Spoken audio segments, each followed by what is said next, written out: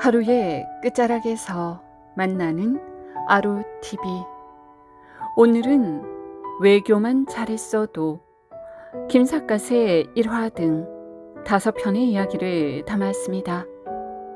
아루TV와 함께 꿀잠 주무시기 바랍니다.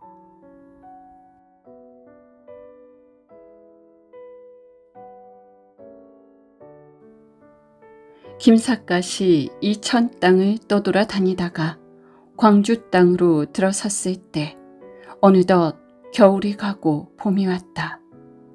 사람이 사는 세상사는 무던히 변덕스럽지만 계절의 변화는 매년 어김없이 돌아온다.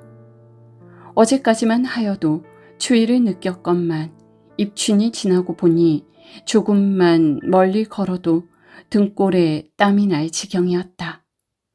봄볕에 한결 넉넉해진 김삿갓은 문득 시 한 수를 읊조려 본다.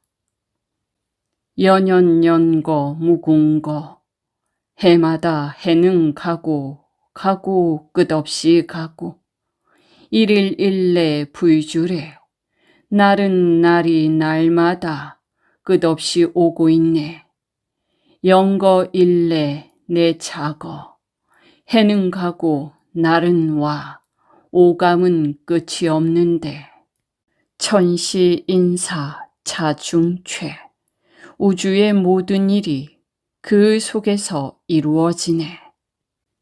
사람의 일이란 하루하루가 쌓이고 쌓여 해가 바뀌고 그런 해가 쌓이고 쌓여 인생이 모두 지나간다. 어느덧 돌아보면 아무것도 뜻대로 된 것 없는데 무정한 세월 탓만을 하는 것은 아닌지.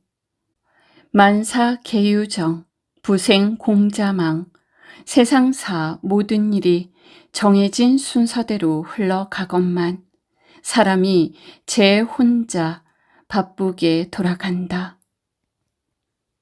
김삿갓은 모처럼의 봄볕을 마음껏 받으며 무심히 길을 걸었다.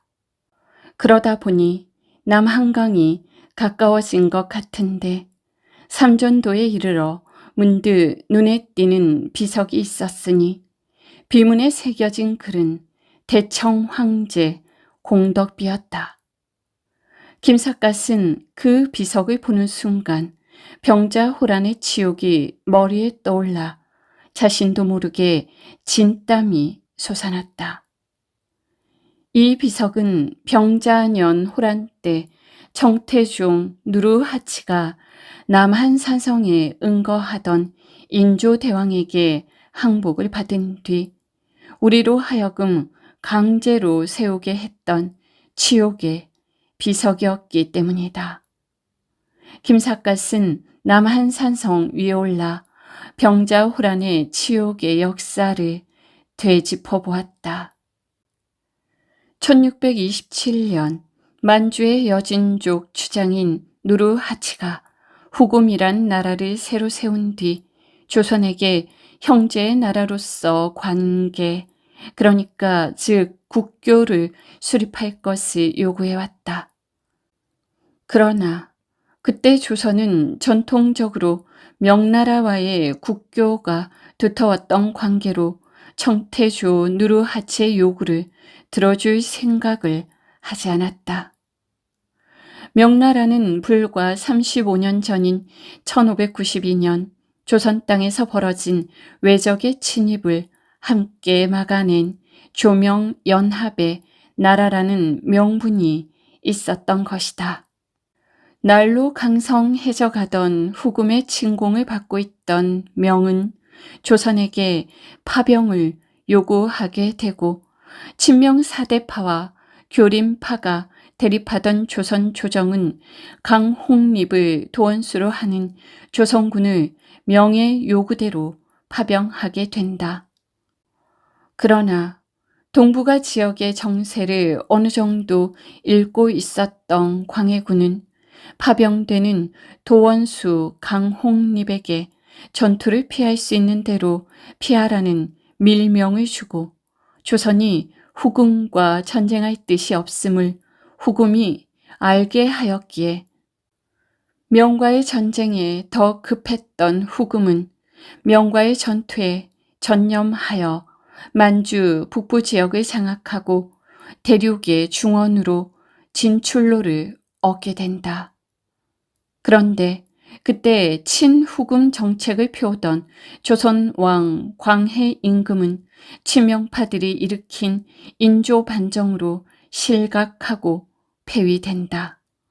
이때 후금은 자국 후방을 안정시킬 필요성에 따라 조선에 제압을 하고자 과거의 일을 명분으로 삼는다. 지난날 조선이 형제국의 관계를 맺자는 자신들의 요구에 거절하였고 또 명의 지시에 따라 조선군을 파병한 일 등등을 거론한 것이다. 당시 반후금 노선을 취하고 있던 인조는 물론이고 이미 망해버린 명나라가 아직도 세계의 최강국으로만 알던 친명 사대파에게 장악되어 우물안 개구리 같았던 조선의 조정은 이미 무너져가는 명나라가 또 한 번 조선을 위기에서 구해줄 것이라 믿는다. 그러나 인조는 후금으로부터 감당하기 어려운 사실상 선전포고와 같은 어마어마한 요구를 받게 된다. 이어서 인조가 후금의 요구를 무시하며 무대응으로 나가자 후금의 누르하치가 인조 14년 자기들의 국호를 청으로 고침과 동시에 10만 대군을 이끌고 조선을 침략했다. 그 해가 병자년이었고 우리는 이 전쟁을 병자호란이라 부른다. 청태종 누르하치가 10만 대군을 몸소 이끌고 심양을 떠난 것은 그해 12월 12일이었고 그로부터 여드레 뒤에는 압록강을 건너오고 있었다. 그때 의주 부윤 인경업 장군은 백마산성을 굳게 잠그고 적의 공격에 완강하게 저항하고 있었다. 그러자 청군은 일부의 병력으로 백마산성의 공격을 계속하면서 주력 부대는 한양으로 진격을 계속하였다. 파죽지세로 진군해 오는 청군의 크게 위협을 느낀 조선 조정에서는 척화론과 화친론이 분분한 가운데 전쟁에서의 대책과 지원을 세우지도 못하고 급기야 임금이 몸을 피하는 몽진을 계획하게 되었다. 한양 인근인 강화도는 조수의 간만차가 크고 내륙과 물살이 매우 빠른 큰 고랑으로 이어져 있는 데다 큰 농토와 풍부한 수량을 품은 곳이었다. 따라서 위급한 국가적 재난을 맞았을 때 제일 먼저 천도의 장소로 꼽는 곳이다. 이러한 사실을 알고 있는 청군은 한양을 공격하기에 앞서 강화도로 가는 길목을 먼저 점령해 조선 왕의 몽진길을 막아버렸다. 그러는 가운데 한양의 방어선이 무너지자 인조 임금은 장안의 백성을 고스란히 버려둔 채 그해 섣달 하순 엄동설안을 무릅쓰고 대신들과 군사 만여 명만을 거느리고 한강을 건너 남한 산성으로 피신했다. 그러나 얼마 가지 않아 남한 산성은 청군에게 2중 3중으로 에워싸이고 외부와의 연결이 완전히 차단된 상태에서 사방으로부터 집중 공격을 받게 된다. 이때 남한 산성에는 얼마 되지 않은 군량과 적은 식수밖에 없었으니 2달을 채 버티지 못하고 인조 임금은 항복할 수밖에 없었다. 전쟁을 시작한 지 꼬박 1년 만인 정축년 1월 30일에 인조대왕은 특사를 보내 화친을 제의하였다. 말이 화친이었지 실제는 항복한다는 뜻이었다. 기고만장해진 청태종 흥타이지는 아래와 같은 무리한 요구를 해왔다. 첫째, 항복을 하는 데 앞서 남한산성 남문박 삼전도에 수항단을 쌓고 청태종이 항복을 받을 때 올라앉을 옥좌를 마련할 것. 둘째, 청태종이 수항단에 앉은 뒤 인조는 왕세자와 함께 성 안에서 수항단까지 홀몸으로 걸어나와 땅에 엎드려 3번 큰 절을 하면서 한 번 절할 때마다 이마를 3번 땅에 찢는 여진의 군신간 예법으로 절을 올릴 것. 셋째, 두 나라는 그 자리에서 강화조약을 맺되 조선국은 청나라가 요구하는 모든 조항을 무조건 받아들일 것. 넷째, 천태종에게 항복을 올린 수항단을 쌓았던 삼전도에 대청 황제 공덕비를 새로 세워 영원히 기릴 것. 그러면서 저들의 요구가 단 한 가지라도 받아들이지 않으면 남한산성을 사흘 안에 잿더미로 만들겠다는 엄포도 아울러 밝혔다. 궁지에 몰린 인조대왕은 마침내 청태종의 모든 요구를 수용하고 왕세자와 함께 수항단으로 걸어나와 청태종에게 땅에 엎드려 항복의 절을 올렸으니 그것은 5천년 역사 이래로 최초의 지옥적인 사건이 되었다. 조선은 여진을 이민족으로 취급하고 오랑캐라 멸시하면서 정벌의 대상으로만 보았다.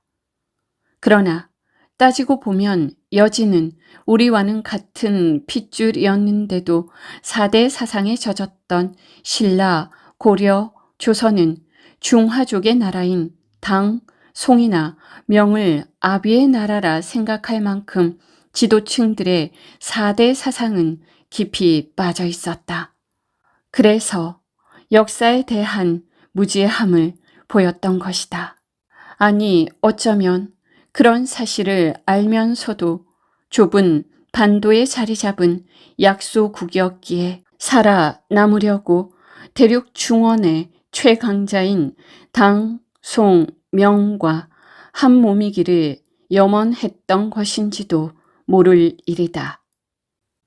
당시 조선과 청나라가 맺은 강화조약의 내용 가운데서 중요한 몇 가지는 이러했다.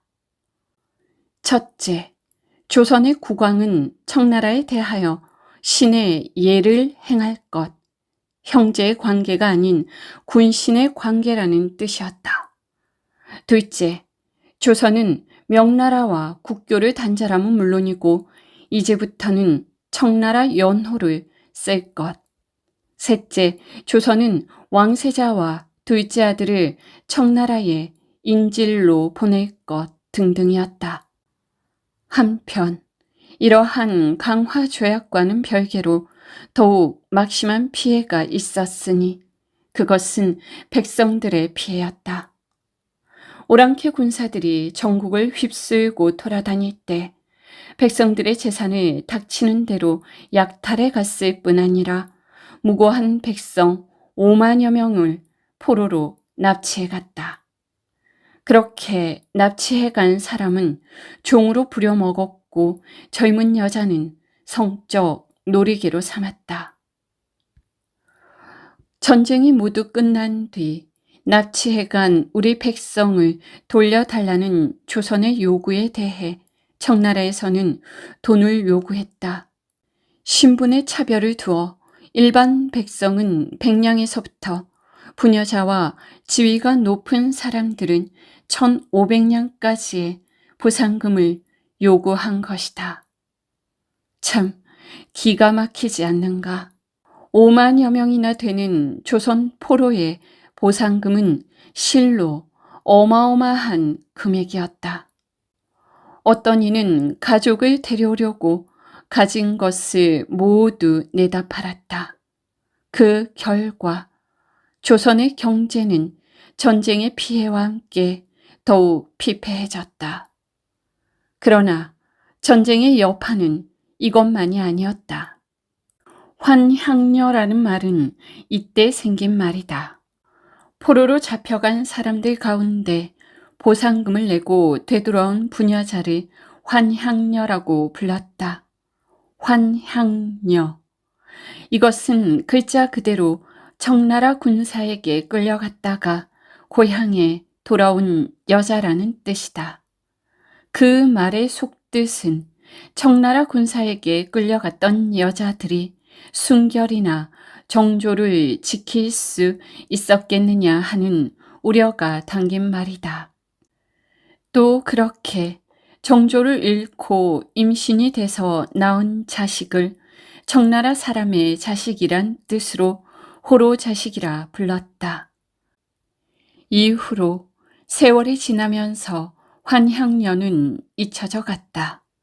그러나 말의 씨앗은 계속 남아 오늘날까지도 환향년, 호로자식, 호로새끼라는 말은 비속어로 쓰인다. 김삿갓은 치욕적인 전쟁에 몸소리를 친다. 지나온 역사의 교훈을 잊지 말아야 한다. 유비무환. 우리 조선이 1592년 임진왜란과 1598년에 벌어진 정유재란의 원인을 살펴 제대로 된 방비를 갖추었다면 겨우 38년 뒤에 벌어진 병자년의 호란도 없었을 것이고, 청나라가 전쟁을 일으켰다 해도 우리는 충분히 격퇴시킬 수 있었을 것이다. 그에 앞서 지는 해 명나라와 뜨는 해 청나라 사이에서 객관적으로 보고 판단하여 외교만 제대로 했었어도 그런 굴욕은 면했으리오만. 이런저런 생각을 하며 안타까운 가슴을 안고 지옥의 현장인 남한산성을 내려오는 김삿갓의 발걸음은 모래자루를 매단 듯 한없이 무거웠다.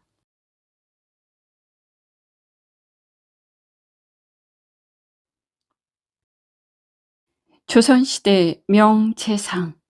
이 항복에게는 어려서부터 사귄 친구가 있었어요. 친구는 재상의 아들로서 이웃에 살아 서로의 집을 자기 집처럼 드나들었지요. 두 사람은 어른이 된 뒤에도 서로 가깝게 지내고 있었어요. 그런데 그 친구는 어렸을 때부터 몸이 아주 약했지요. 그러던 친구가 장가를 든 뒤에는 죽을 병에 걸려 목숨이 위태로울 지경에 이르렀어요. 친구의 아버지인 재상은 보다 못해 점쟁이를 집으로 불렀습니다. 사람이 죽고 사는 일을 귀신같이 알아맞힌다는 점쟁이였지요. 쪽집게로 꼭꼭 집어내듯 잘 알아맞힌다고 하여 쪽집게 점쟁이로 이름이 높았습니다. 점쟁이는 점을 치고 나서 입을 열었어요. 아드님은 얼마 못 살겠군요. 죽을 날이 정해져 있습니다. 그렇게 점쟁이는 재상에게 아들이 죽을 날을 알려주었어요. 재상은 점쟁이에게 사정했습니다. 여보게, 내 아들을 좀 살려주게. 죽을 날을 알 정도로 신통력을 가진 자네라면 내 아들을 살릴 방법도 알 것 아닌가? 그렇긴 하지만 도저히 말씀드릴 수 없습니다. 입을 열었다가는 제 목숨을 내놓아야 합니다. 재상이 통사정했지만 점쟁이는 굳게 입을 다물었어요. 재상의 아들을 살리기 위해 자기 목숨을 바칠 수는 없다는 것이었죠. 그렇게 재상이 눈물을 흘리며 고개를 푹 숙이고 있을 때였죠. 점쟁이를 향하여 칼을 들고 덤벼드는 여인이 있었습니다. 바로 재상의 며느리였죠. 며느리는 점쟁이의 목에 칼을 들이대며 말했어요. 서방님을 살릴 방법을 알고 있다면 어서 말하시오. 끝내 입을 열지 않는다면 당신을 죽이고 나도 죽겠습니다. 서방님이 죽게 되었는데 내가 살아서 뭐 하겠소? 그러자 점쟁이는 자기 목을 겨누는 칼을 보고 몸을 벌벌 떨었어요. 이건 입을 열어도 죽고 입을 다물어도 죽을 판이었죠. 그럴 바에는 차라리 살릴 방법을 알려주고 죽는 편이 낫겠다는 생각이 들었어요. 그래서 점쟁이는 무거운 입을 열었습니다. 할 수 없군요. 어차피 제가 죽어야 할 운명인가 봅니다. 이댁 아드님을 살릴 방법을 말씀드리지요. 재상은 마른 침을 삼키고 점쟁이의 입을 뚫어져라 쳐다보았어요. 아드님의 친구 가운데 이항복이라는 사람이 있습니까? 점쟁이가 묻자 재상이 대답했어요. 있지. 이웃에 사는 친한 친구야. 그런데 그 친구는 왜 찾는가? 아드님을 살리려면 그 친구를 데려와야 합니다. 아드님 곁에 두고 밤낮 없이 지키게 하십시오. 잠시라도 자리를 비우게 하면 안 됩니다. 제가 아드님이 죽을 날을 말씀드렸지요. 그날까지 끈질기게 버틴다면 아드님은 목숨을 건지게 됩니다. 그러자 재상은 점쟁이의 손을 덥석 잡았습니다. 아이고, 고맙네. 정말 고마워. 이 은혜는 잊지 않겠네. 저는 아드님이 목숨을 건지는 날 죽을 것입니다. 제 가족들을 부탁드립니다. 점쟁이는 이런 말을 남기고 집으로 돌아갔습니다. 재상은 바로 이 항복을 집으로 불렀어요. 그래서 점쟁이가 한 말을 그대로 전했지요. 자네가 곁에 있어야만 우리 집 아이가 목숨을 건진다고 하네. 힘들더라도 우리 집 아이를 잘 지켜주게. 걱정하지 마십시오. 제가 곁에 꼭 붙어 있겠습니다. 이 항복은 재상을 안심시키고 그날부터 재상의 집에서 지냈어요. 병이 들어 자리를 깔고 누워있는 친구 곁을 24시간 떠나지 않았지요. 드디어 점쟁이가 말한, 즉 친구가 죽는다는 그날이 돌아왔어요. 날이 저물자 친구는 정신을 잃고 끙끙 앓는 소리를 내었습니다. 그리고 이불이 흠뻑 젖도록 땀을 흘렸지요. 이 항복이 수건으로 친구의 땀을 닦아주고 있을 때 벼랑간 한 줄기 바람이 방 안으로 들어오더니 촛불이 크게 흔들렸어요. 이 항복이 고개를 돌리니 귀신의 모습이 보였습니다. 머리를 풀어 헤치고 얼굴에는 피가 흘러내렸지요. 귀신은 이 항복에게 칼을 들이대며 소리쳤어요. 비켜라. 그 사람을 데려가야겠다. 그러자 이 항복은 친구를 끌어안았지요. 누구 마음대로 이 친구를 내줄 수 없다. 그 사람은 내 전생의 원수다. 뼈에 사무치는 원한 때문에 원수를 갚으러 왔다. 그러니 어서 그 사람을 내놓아라. 그럴 순 없다. 그만 돌아가거라. 어허허허. 지금은 하늘이 준 기회다. 이 기회를 놓치면 나는 원수를 갚지 못하게 된다. 그건 네 사정이다. 나는 이 친구를 목숨 걸고 지킬 것이니 그리 알라. 그래, 좋다. 죽는 게 소원이라면 죽여주지. 나중에 후회하지 마라.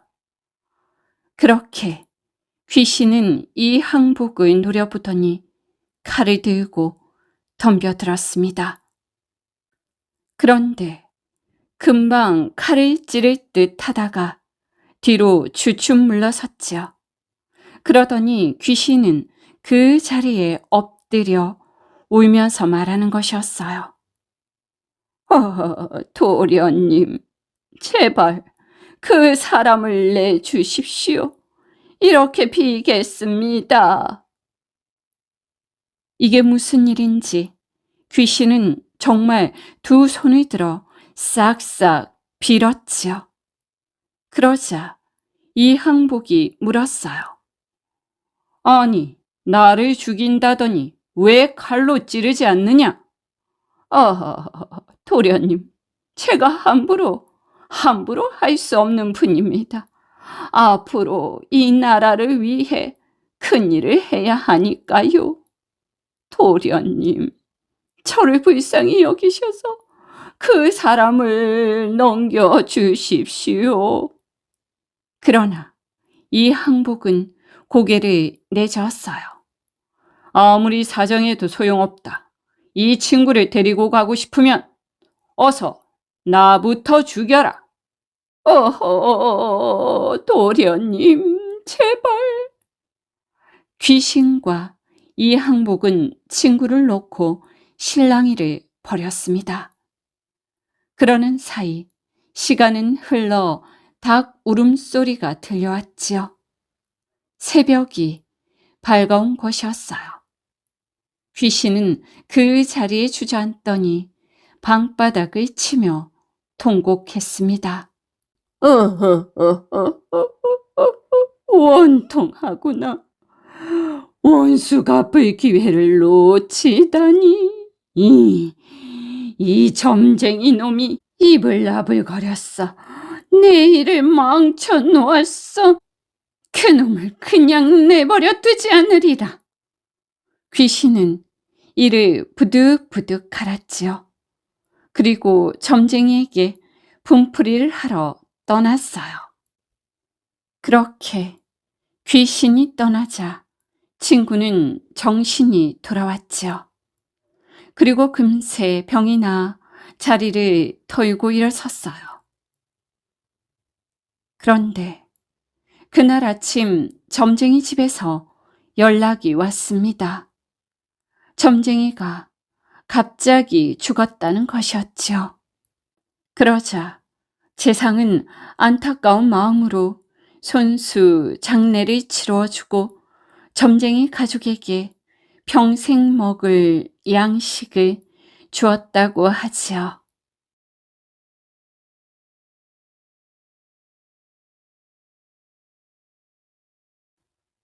어느덧 봄도 무르익어 이 집 저 집 담장마다 복사꽃과 오얏나무꽃이 만발해 있었다. 오얏나무는 이씨 조선과 인연이 깊다.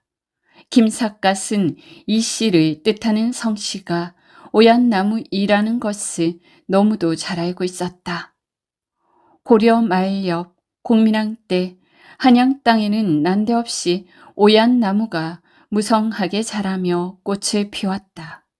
누가 일부러 심은 것도 아닌데 이같이 오얏나무가 무성하다니 해가 갈수록 그 숫자가 차고 넘쳤다. 이상하다. 모두가 이렇게 여기고 있을 때 어떤 술사가 이를 보고 장차 이시성을 가진 사람이 한양 땅에서 크게 일어날 것이라고 예언을 했다. 또 이런 소문은 사람들의 입을 통해 점점 퍼져나가게 되었고 마침내 공민왕의 귀에까지 이 소문이 흘러 들어가게 되었다. 공민왕은 그런 소문을 듣고 크게 걱정하며 민심을 되돌리는 조치로 송도에서 벌리사를 보내 한양 땅에 무성이 자라고 있는 오얏나무를 모조리 베어버리게 하였다. 그러나 오얏나무는 웬일인지 베어도 없어지기는커녕 더욱 무성해 가고 있었다. 그러다가 결국 고려가 망하고 이성계가 새 나라를 일으킨 뒤 송도에서 이곳으로 천도에 왔으며 오얏나무 무성한 한양에 새로운 돕지를 정했으니 한 나라의 흥망은 인력이 아닌 천운에 따라 결정된다고 보아야 할 것 같다. 광나루를 건너온 김삿갓이 한양 도성에 들어가기 위해서는 흥인 지문이나 수구문을 통하지 않으면 안 된다. 그러나 수구문으로 불리는 광희문은 한양 장안에서 죽은 송장이 나가는 유일한 문이었다. 남다른 김삿갓은 남들이 다니기 꺼리는 수구문을 거리낌 없이 택하여 도성에 입성하였다. 이렇게 장안에 들어서니 고래등 같은 기와집이 즐비하고 사람이 어찌나 많은지 길을 오가며 사람들끼리 어깨를 부딪힐 만큼 복잡하였다. 사람도 많고 집도 크고 많구나. 김삿갓은 처음 보는 낯선 도시의 풍경에 눈이 휘둥그레졌다. 게다가 시장이란 곳에서는 5만 가지 장사꾼이 저마다 목판에 깔아놓고 물건을 팔고 있는데 지나는 누구라도 붙잡았다. 싸구려 기가 막히게 좋은 호박이 나왔어요. 동경 사시오. 동경 노친네 새치도 잘 보고 뽑을 수 있고 규중 처녀 모양새도 다듬는 데는 동경이 최고요. 하며 호객을 일삼는다. 김삿갓은 전국 곳곳에 시장판을 다녀보았으나 한양 저자거리처럼 장사꾼들이 요란스럽게 떠드는 곳은 처음 보았다. 그리고 그들이 떠들어대는 소리가 무슨 소리인지를 도대체 알아들을 길이 없었다. 허참, 조선 제1의 한양에서도 사람들이 먹고 살기가 어려운 모양이군. 김삿갓은 종로 유기정 거리를 지나 남산으로 올라갔다. 이곳으로 오른 까닭은 한양 도성의 면면을 살펴 수학할 때 읽었던 한양의 풍수지리를 실제로 확인하여 보기 위함이었다. 그때 김삿갓이 어렵게 구해 읽게 된 한양의 지세와 풍수는 다음과 같았다. 한양은 400여 년 전 돕지로 결정될 그때 백호 인왕산이 너무 강하여 청룡, 북악산을 누르는 형세였다. 이러한 지형 아래에서는 장손보다는 지손이 성하게 된다. 따라서 이시 조선 3대 임금이셨던 태종대왕부터 다음 대인 세종대왕을 비롯 지손이 번성하였다. 이런 때도 장손으로 등극을 한 때도 있었으나 이렇게 권자에 오른 임금은 권자를 오래 지탱하지 못하고 물러났거나 올랐더라도 정변에 의해 폐위되었다. 한양의 지세가 이러했기에 약한 청룡을 보완하여 흥인문을 흥인지문이라 하여 산맥같이 생긴 가해지자 한자를 추가하여 문의 이름을 불렀고 성을 산맥과 같이 둥글게 쌓았던 것이다. 그런데도 지금까지 도성의 출입문에 이름을 고치고 성을 둥글게 쌓은 효과가 없었던지 조선의 권자의 이동은 개국 초기부터 지금까지 격변에 의한 논란이 끊임없었다.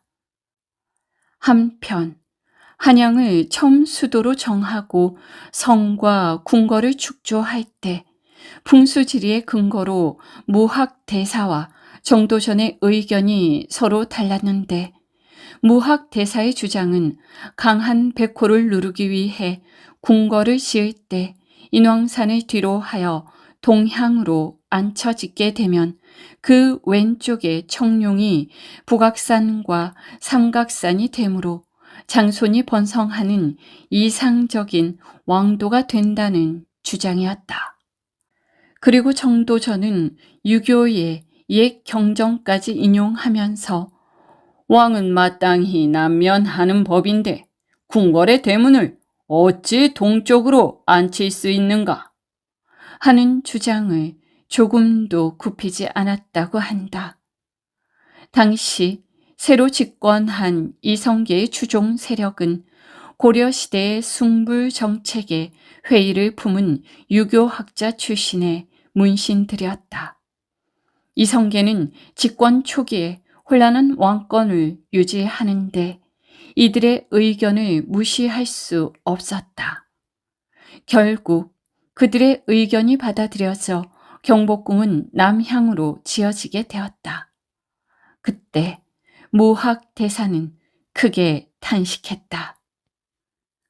어허, 이거 큰일 나지 않았나. 이렇게 대궐을 조성하면 몇 해 안에 국모가 죽고 용상 바로 앞에서 붉은 피낭자한 골육상쟁이 일어날 것인데 이 일을 장차 어찌할꼬. 무학대사의 예언은 과연 적중하여 1392년 한양에 도읍을 정하고 궁궐을 조성한 지 2년도 못 되어 신덕 왕후가 갑자기 돌아가시고 이 뒤로도 왕자의 난을 거쳐 이성계의 5째 아들인 정안군 이방원이 보위에 오르게 되었던 것이다. 이후에도 권자의 이동은 장자 세습의 전통은 이어지지 못하고 오늘에 이른 것이 아니던가. 그렇게 김삿갓은 쓸쓸한 왕조의 궁궐을 한참 동안 바라보았다. 어느덧 멀리 서산으로 해가 기울기 시작하였다. 남산에서 내려온 김삿갓은 하룻밤을 보내 잠자리를 구하려고 이곳저곳을 살펴보았다. 그러나 절간이나 서당이 쉽게 눈에 띄지 않았기에 할 수 없이 오늘은 여염집에서 신세를 지리라 생각하고 이 집 저 집 대문을 밀어보았다. 그러나 어느 집이건 대문은 모두 굳게 잠겨 있었다. 어허, 문이라는 것은 사람과 사람이 만나고 헤어지는 교류의 장이 아니던가. 이렇듯 대문을 걸어 잠근 것은 지나는 나그네에게 물 한 잔도 주지 않겠다는 뜻이 아닌가. 한양의 인심이 이렇듯 고약한가. 김삿갓은 한양이란 고장에 정남이가 뚝 떨어졌다. 그러나 어디선가 밥도 먹고 잠도 자야 하겠기에 어느 집 대문을 두드렸다. 이리 오너라. 제법 크게 소리를 질러보았다. 그러나 누군가 나오는 듯 하더니 중문 안에서 대꾸를 하는데 누구시냐고 여쭈어라 하고 거꾸로 묻는 것이었다. 누구냐고 묻는 폼이 집주인인 것이 틀림없었는데 김삿갓은 한양에 사는 사람들은 하인이 없음에도 하인에게 이르는 것처럼 간접 화법을 쓴다고 이미 들은 바가 있었다. 따라서 주인 편에서 하인을 둔 것처럼 대꾸할 때는 손님인 이 편에서도 하인을 둔 척하고 간접 화법으로 대화를 해야 한다. 지나가는 나그네가 하룻밤 신세를 지고 싶어 찾아왔노라고 여쭈어라 하고 솔직하게 대답을 하였다. 그러자 중문 안에서는 우리 집에서는 그런 손의 재울 방은 없다고 여쭈어라 하며 씹어뱉듯 말을 하고는 중문을 힘차게 닫는 소리가 들려왔다. 김삿갓은 기가 막혔다. 그래 하는 수 없이 다음 집으로 가서 대문을 또 두드리며 이리 오너라 하고 소리를 크게 질렀다. 그랬더니 이번에는 숫째 앞마당에서 소리가 들려온다. 아무도 안 계신다고 여쭈어라. 그러자 약이 바짝 오른 김삿갓이 아무도 안 계신다고 대답하는 그 소리는 개가 짖는 소리냐고 여쭈어라 하고 독서를 퍼부었다. 그러자 무엇이? 어떤 놈이? 앞마당에서 건장한 사내놈의 씩씩거리는 소리가 나더니 중문이 급하게 벌컥 열리는 소리가 났다. 아이쿠야, 개 같은 놈이 뛰쳐나오는구나. 김삿갓은 지팡이와 삿갓을 각각 손으로 움켜잡고 걸음아 날 살려라 36개 줄행랑을 놓았다.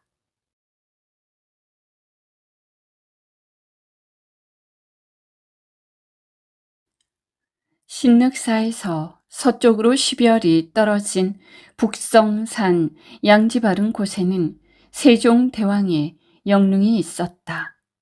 세종대왕의 능은 처음에 광주 대모산에 있었는데 대왕이 승하신 19년이 지난 뒤인 예종 원년 1469년에 이곳으로 이장해 온 것이다. 세종대왕은 모든 문물에 조예가 깊으셨지만 불교에 대해서도 남다른 믿음을 가지고 계셨다. 그런 것을 알고 있는 후예들은 불심이 깊으셨던 대왕의 영령을 받들어 모신과 함께 대왕의 극락 왕생을 기리기 위해 영릉 부근에 수호사를 새로 지을 계획이었다. 그러나 마땅히 절을 지을 만한 곳을 찾지 못하자 영릉에서 동쪽으로 10여리 떨어진 신늑사를 세종대왕의 영령을 수호하는 절로 삼으면서 신늑사란 이름을 보은사로 바꾸었다. 그러나 고려 때부터 전해 내려오던 신늑사라는 이름은 사람들에게 이미 유명하여 그대로 불리고 있는 것이다. 이를 본다면 아무리 나라님의 지엄한 명령이라 하더라도 수많은 백성의 정서를 쉬 바꿀 수 없다는 점을 알 수 있다. 한편 세종대왕은 53세의 젊은 나이로 승하하셨다. 이때까지 재위 32년간 이룩해 놓은 수많은 문화 업적이 있는데 이 가운데서 단연코 으뜸은 훈민정음의 창제라 할 것이다. 이야말로 민족의 무궁한 역사에 길이 남을 최대의 업적이라 할 것이다. 어떤 민족이든지 자기 글이 있고 자기 말이 있는 민족은 절대로 멸망하지 않는다. 그것은 기록을 통해 민족의 역사적 자산을 후손에게 물려줄 수 있기 때문이다. 문자관도 자기야라는 말이 있다. 이것은 문장은 도가 천년을 꿰뚫어 내려가게 하는 그릇이라는 뜻이다. 김삿갓은 이 같은 일을 생각하며 세종대왕의 능 앞에서 수그러진 머리를 들지 못하였다. 세종대왕께서 좀 더 장수를 하셨더라면 이 나라의 문화가 더욱 융성하였을 것을. 여주에서 한양으로 가는 길은 남한강 물줄기를 따라 양평으로 가는 길과 산악지대인 이천과 광주를 거치는 길이 있었다. 김삿갓은 산과 물을 모두 좋아하기 때문에 어느 쪽으로 갈 것인지를 정하는 데에 역시 지팡이가 필요했다. 그렇게 허공으로 던져진 김삿갓의 지팡이는 떨어지며 이천 쪽을 가리켰다. 지혜로운 사람은 물을 좋아하고 어진 사람은 산을 좋아한다더니 나의 지팡이는 물길보다 산길이 더욱 좋은가 보군. 김삿갓은 이천 방향으로 걸음을 옮기며 이렇게 중얼거렸다. 때는 겨울이었지만 날씨는 오전에는 따뜻하였는데 한낮이 지나면서부터 갑자기 구름이 크게 일더니 눈보라가 휘몰아치기 시작하여 길을 걷기가 몹시 힘들었다. 김삿갓은 마침 지나가는 젊은이를 붙잡고 혹시 이 근방에 하룻밤 자고 갈 만한 집이 없을까요? 하고 물었다. 그러자 젊은이는 우리 집 사랑방의 아버지께서 혼자 거처하고 계시니 저희 집으로 가시지요. 하고 친절하게 말을 한다. 김삿갓은 젊은이를 따라가며 물었다. 부친께서는 춘추가 어찌 되시오? 올해 86살이시옵니다. 지금은 연세가 많으셔서 이따금 정신이 혼미하실 때가 있으나 젊으셨을 때는 훈장을 하셨습니다. 그렇습니까? 두 부자분의 나이 차이가 퍽이나 많은 것 같습니다. 김삿갓은 젊은이의 나이를 어림하여 이렇게 물어보았다. 그러자 젊은이는 부친께서는 환갑이 넘은 나이에 저를 보셨습니다. 라고 말했다. 김삿갓은 깜짝 놀랐다. 환갑이면 60살. 남자가 그 나이가 넘어서도 자녀를 생산할 수 있는 것인가? 그러나 김삿갓은 부자간의 나이차가 당장 궁금한 것은 아니었다. 당장 눈앞에 닥친 눈보라를 피해 하룻밤을 보낼 곳으로 속히 가는 것이 무엇보다 절실하였다. 춘부장 어른이 아흔이 다 되도록 장수하시는 것을 보면 형공의 효성이 극진하신가 보구려. 김삿갓은 아흔이 가까운 노인이 계시다는 것에 크게 놀라며 말을 했다. 저의 효성이 극진하여 장수하신다기보다는 이곳의 산과 물이 좋은 것과 평소에 가친께서 섭생에 유의하시기 때문인 것 같습니다. 원인이야 어디 있든 간에 아흔이 가까운 노인을 만나게 된 것은 이번이 처음이기에 김삿갓은 곧 만나게 될 노인에 대한 흥미를 느꼈다.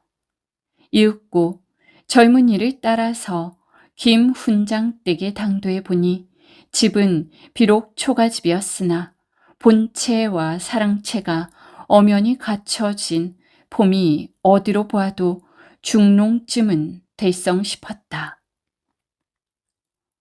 그렇게 김삿갓이 사랑방으로 들어가 김 훈장과 초면 인사를 나누었는데 주인 노인은 나이를 너무도 많이 드신 탓인지 귀가 어두워져 인사를 드려도 대꾸가 없었다. 그러나 노인은 나인에 비해 기골이 장대하고 뼈대가 굵고 구렛나루 흰 수염은 배꼽에 닿을 만큼 길게 자랐다. 그렇지만 머리는 거의 다 빠져 둥근 머리 주변으로 간간히 흰머리만 보일 뿐이었다. 풍채가 도사 같은 어른이군. 김삿갓은 속으로 이렇게 중얼거렸다. 잠시 뒤 사랑방으로 저녁 밥상이 들어오는데 소반의 반찬은 너댓 개였고 국과 밥주발은 한 개만 들어왔다. 사랑에 두 사람이 있건만 저녁밥을 한 그릇만 들여온 것이 의아한 김삿갓. 소찬이나마 맛있게 드십시오. 하는 젊은이에게 물었다. 어르신 저녁은 따로 대접하십니까? 그러자 젊은이가 말하였다. 저희 아버님은 곡식을 먹지 않고 매일 아침 한 차례 솔잎, 대추, 밤 같은 것만을 드시기 때문에 점심과 저녁은 자시지 않습니다. 하오니 손님께선 괴념치 마시고 저녁을 잡수시기 바랍니다. 하였다. 김삿갓은 깜짝 놀랐다. 아흔을 바라보는 연세의 노인이 산사에서 돌을 닦는 고승과 같은 방법으로 식사를 하는 것도 놀라운 일이지만 젊은이의 입에서 86의 노인을 뻔한 자신의 아버지라고 말하는 것을 자신의 귀로 똑똑히 들었기 때문이다. 대단한 일이로군. 김삿갓은 저녁을 먹으며 노인을 유심히 살펴보았다. 노인은 호롱불 밑에 혼자 멍하니 앉아있더니 까딱까딱 졸기까지 하고 있었다. 식사를 마친 김삿갓은 노인의 자리에 눕혀드렸다. 그러자 노인은 코를 골기까지 하면서 깊은 잠에 빠져들었다.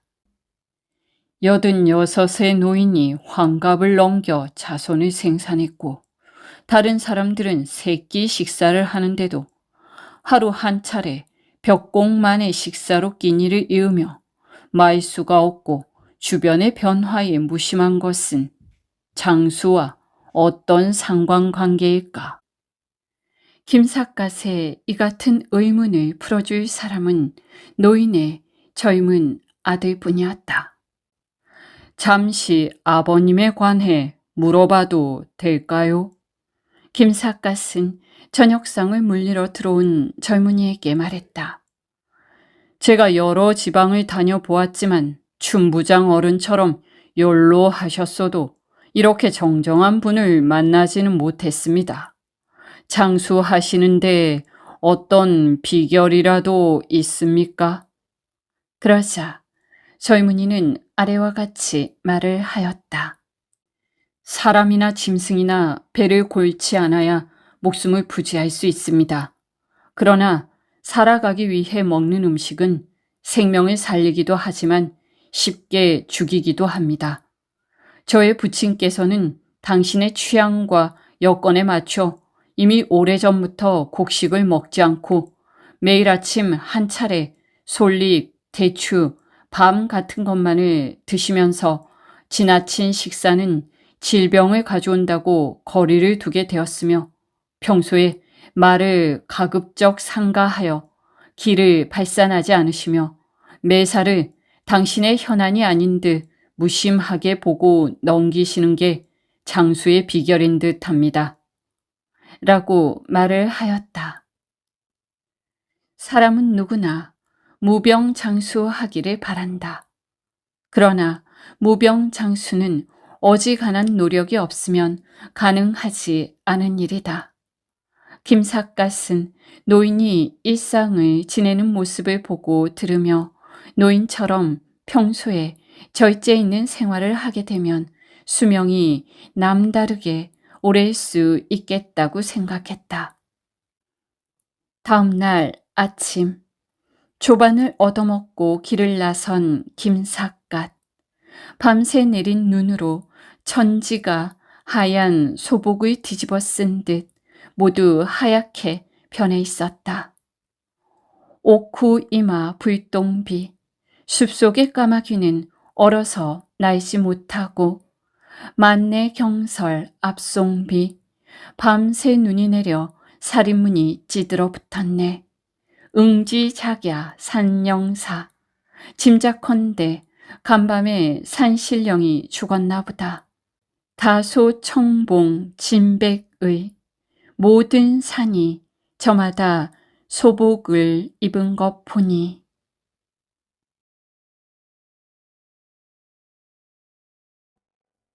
아주 먼 옛날 충청남도 당진 고을 고대면에 산을 끼고 있는 두 마을이 있었어요.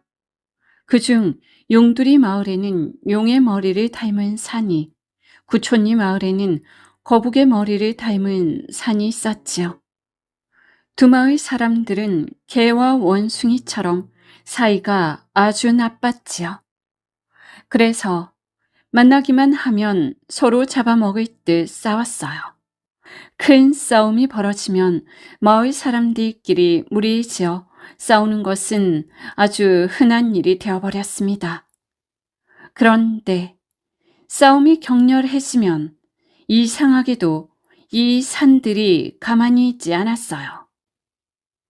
용머리를 닮은 산은 용머리를 치켜들어 구촌리 마을 사람들을 쏘아보고, 거북머리를 닮은 산도 머리를 고추 세우고 용두리 마을 사람들을 노려보는 것이었죠. 여차하면 땅을 박차고 나와 달려들 기세였어요. 그러던 어느 날 용두리 마을에 사는 한 총각이 구촌리 마을 앞을 지나다가 그곳에 사는 어떤 처녀를 우연히 보게 되었습니다. 총각은 처녀를 보는 순간 가슴이 마구 뜀박질을 하였지요.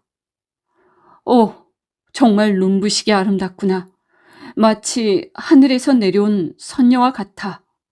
총각은 넋을 잃고 처녀를 바라보았어요. 그러다가 이내 정신을 차리고 처녀의 뒤를 밟기 시작했죠. 처녀는 마당에 감나무가 있는 집으로 들어갔어요. 총각은 울타리 너머로 마당 안을 살펴보다가 자기 집으로 돌아왔습니다. 그날 밤 총각은 잠을 이룰 수 없었지요. 처녀의 어여쁜 얼굴이 자꾸만 눈앞에 어른거리기 시작했어요. 아, 낭자와 단둘이 만나 이야기를 나눌 수는 없을까? 바닷가를 함께 거닌다면 얼마나 좋을까? 총각은 처녀가 보고 싶어 아무 일도 할 수 없었지요. 자나깨나 떠오르는 것은 그 처녀의 얼굴뿐이었어요. 어느 날 밤, 총각은 자기도 모르게 집을 나섰습니다. 그리고 발길은 구촌리 마을로 향했지요. 총각은 처녀의 집이 바라다 보이는 느티나무 뒤에 몸을 숨기고 있었어요. 그리고는 처녀의 집을 하염없이 바라보았지요.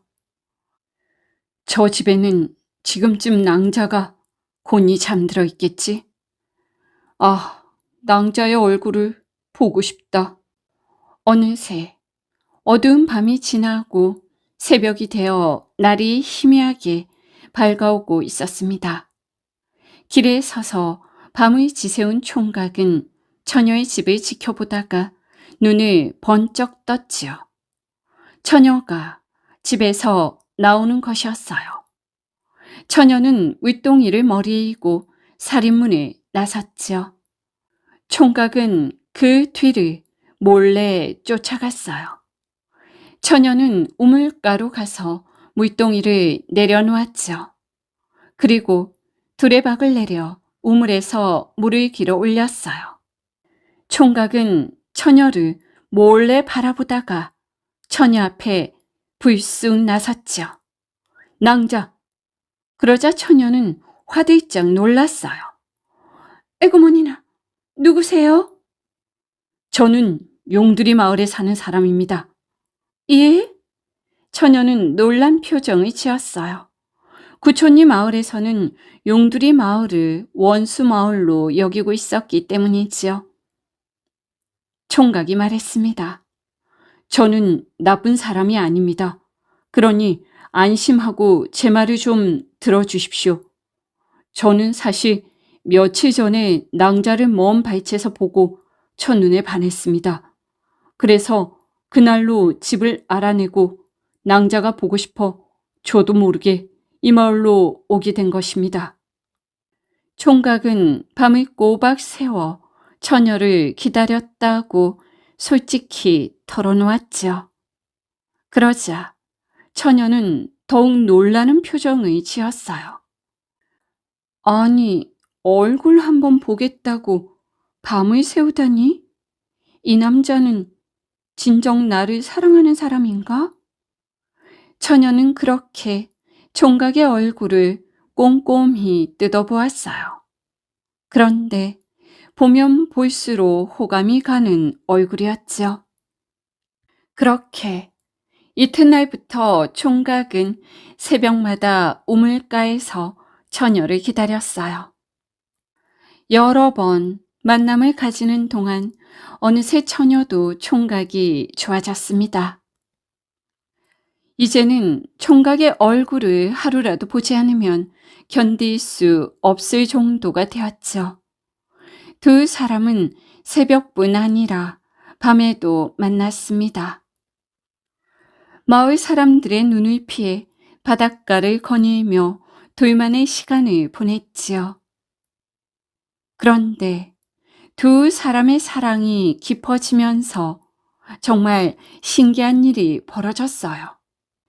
용두리 뒷산의 용과 구촌리 뒷산의 거북이, 처녀와 총각이 달콤한 사랑의 말을 속삭일 땐 전혀 으르렁대지 않는 것이었죠.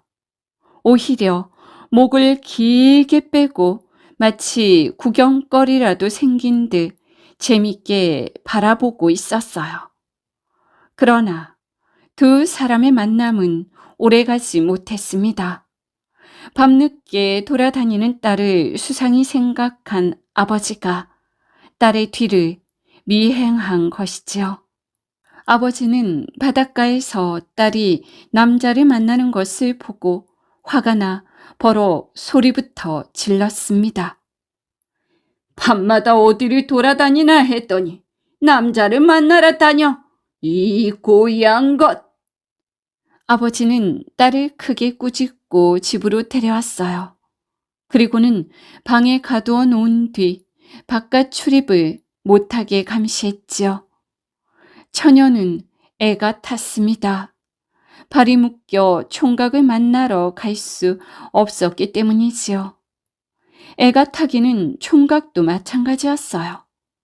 날마다 구촌리 마을로 가서 처녀가 집에서 나오기를 기다렸으나 허탕을 치고 발길을 돌려야 했습니다. 총각은 처녀의 아버지가 원망스러웠어요. 내가 용두리 사람이기 때문에 만나지 못하게 하는 것이 아닐까? 그렇게 생각하기 이르렀지요.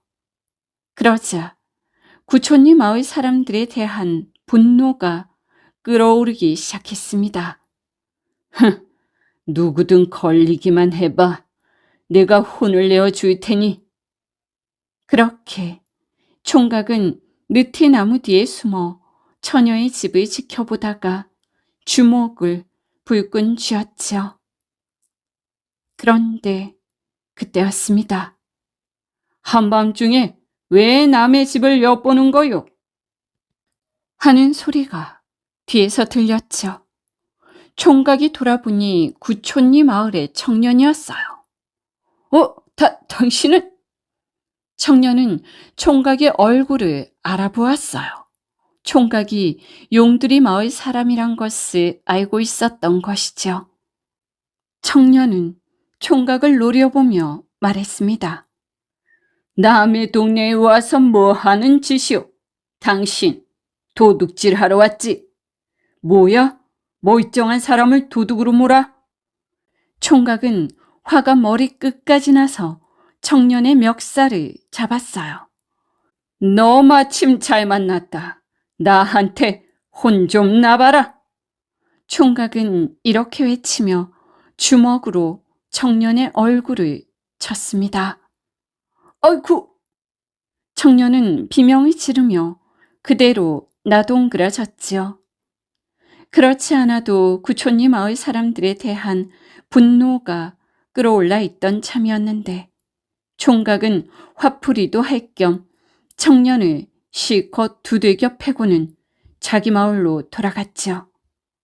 그러나 싸움은 여기서 끝나지 않았어요.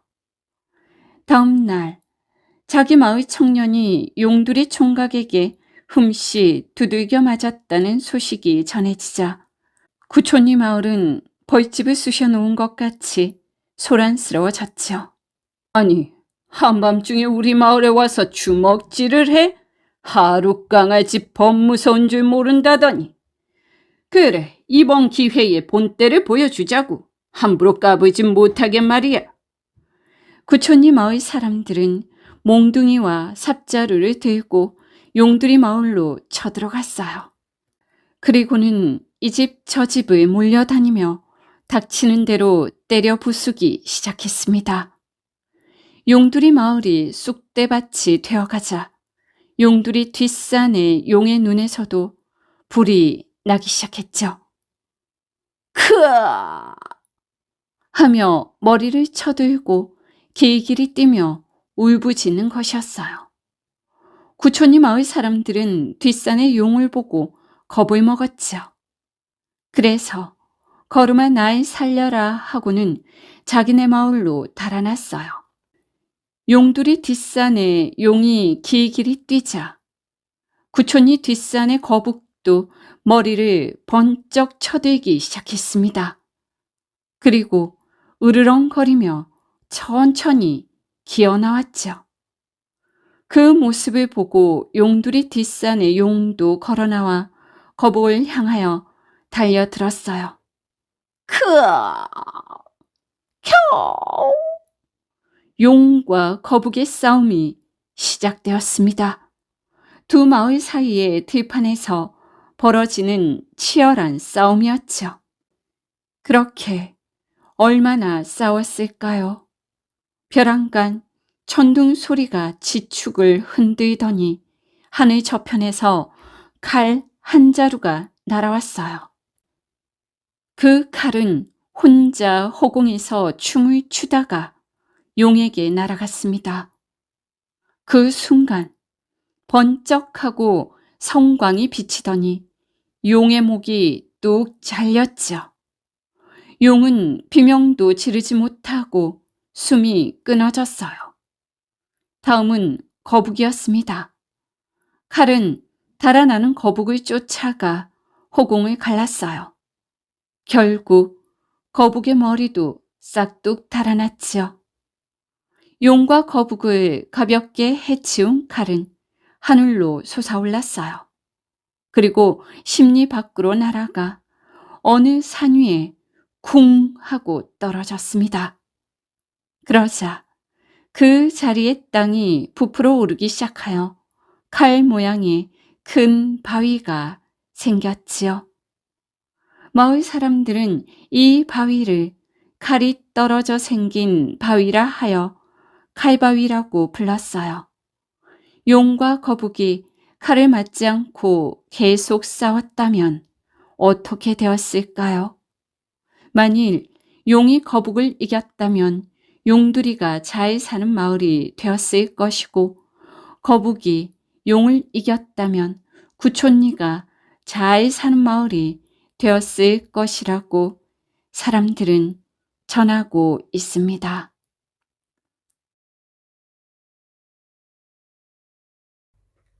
오늘 이야기는 두 마을 사이에 깊게 자리 잡은 갈등과 증오가 결국 사랑으로 변할 수 있음을 보여주는 이야기였습니다. 서로를 향한 오랜 적대감은 마을 전체의 분위기를 짓누르고 있었고, 그 영향은 용과 거북이란 존재에게까지 번지게 되지요. 그렇게 분노와 대립의 모습으로 드러나게 됩니다. 이들의 격앙된 모습은 단순한 감정을 넘어 두 마을의 갈등이 얼마나 깊고 거센지를 상징적으로 드러내고 있습니다. 그러나 이야기의 중심에는 이 모든 것을 흔드는 작은 변화가 자리하게 되죠. 선남 선녀가 서로를 향한 마음을 나누는 순간 굳게 얼어붙었던 적대의 기류는 서서히 누그러지고, 심지어 용과 거북마저 그 모습을 지켜보며 미묘한 변화를 보이기 시작합니다. 그들의 미소는 갈등을 넘어설 수 있는 가능성, 그리고 새로운 희망의 징표로 다가옵니다. 하지만 갈등은 쉽게 사라지지 않고 마침내 극단으로 치닫게 되지요. 바로 그때 하늘에서 내려온 칼은 뜻밖의 개입이자 이미 혼란 속에서 평화를 지켜내려는 상징으로 등장하고 있습니다. 이 모든 과정을 통해 이 이야기는 이렇게 말하지요. 아무리 깊은 증오와 분열 속에서도 결국 그것을 넘어설 수 있는 힘은 사랑이라고 말입니다. 긴 시간 들어주셔서 감사합니다.